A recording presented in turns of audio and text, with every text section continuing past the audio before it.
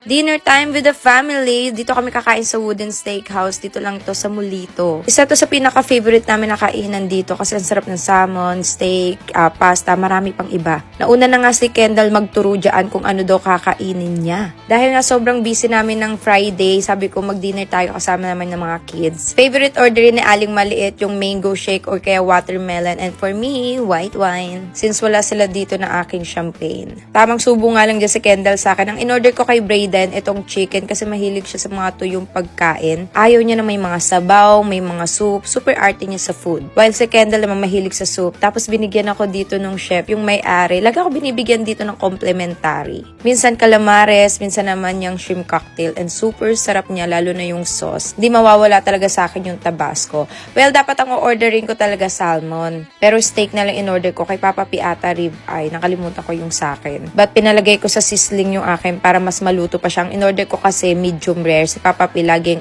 medium well done yung steak niya. And pagka nakalagay kasi sa sizzling, maluluto pa. Hindi ako mahilig mag-mashed potato kaya ang lagi ko pinapa-side dish is talagang veggies. So, kain tayo.